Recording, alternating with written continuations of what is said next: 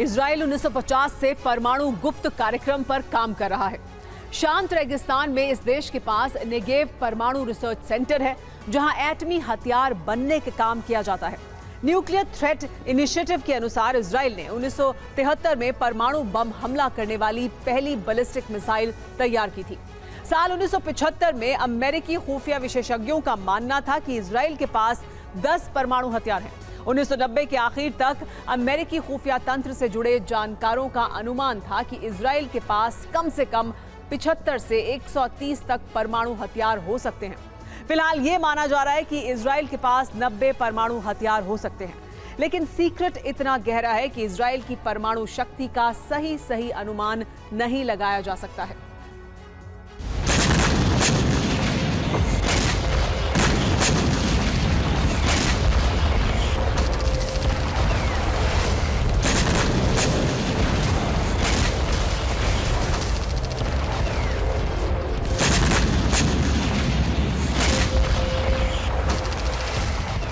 युद्ध काल में अमेरिका ने इजराइल को मदद भेजनी शुरू कर दी।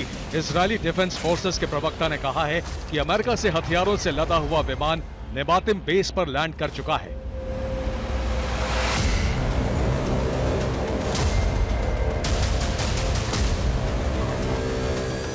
इजराइल बड़े हमले के लिए तैयार है और अमेरिका उसकी मदद के लिए भूमध्य सागर में अपना सबसे शक्तिशाली विमान वाहक युद्धपोत भेज चुका है।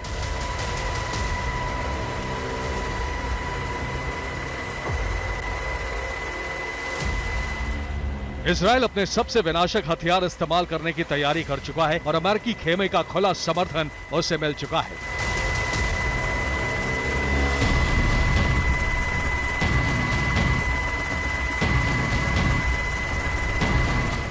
इजराइल के रक्षा मंत्री ने कहा है कि सेना के सामने नैतिक अनैतिक का अवरोध नहीं है। इजरायली डिफेंस फोर्सेस पर किसी तरह की कार्रवाई नहीं की जाएगी। मिलिट्री कोड खत्म कर दिए गए हैं, युद्ध के नियम खत्म कर दिए गए हैं।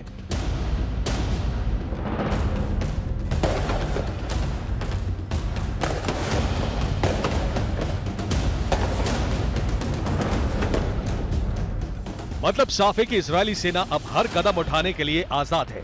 अमेरिका के सहयोगी इस्लामिक देश तुर्की ने विनाश के लिए अमेरिका को जिम्मेदार ठहराया है।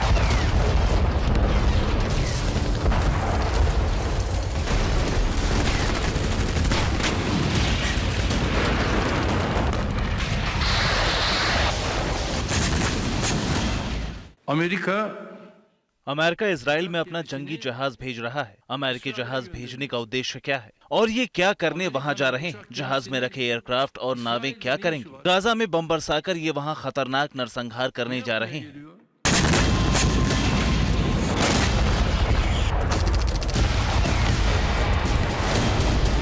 इजरायली सेना के आक्रामक और विनाशक रुख को देखते हुए अरब देश भी चौकन्ने हो गए हैं।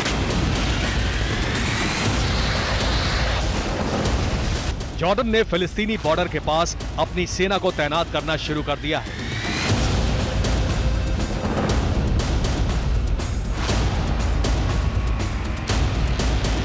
हमास के लीडर इस्माइल हानिया ने अरब देशों के नेताओं से संपर्क साधा है। खतरे की जानकारी दे दी गई है। हानिया के निवेदन पर अरब देशों में सबसे बड़ी हलचल शुरू हो चुकी है।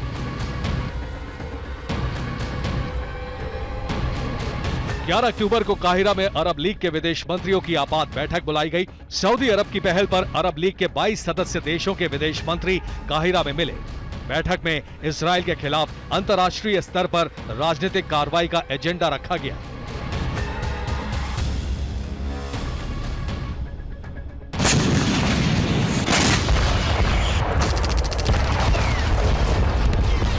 लेबनान और सीरिया की सीमा से इजराइल पर होते हुए हमलों के बाद आशंका बढ़ती जा रही है कि युद्ध की आग अरब के कई देशों में फैल सकती है।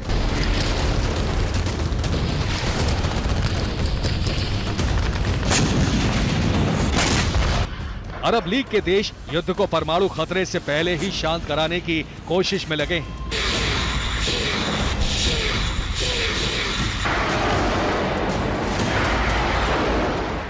लेकिन जिस तरह का रुख इजरायली रक्षा मंत्रालय का है, उससे लग रहा है कि मिसाइलों के बाद गाजा पट्टी में हमास के ठिकानों पर टैक्टिकल न्यूक्लियर बम भी बरस सकते हैं। Bureau report, TV9 Bharatvarsh.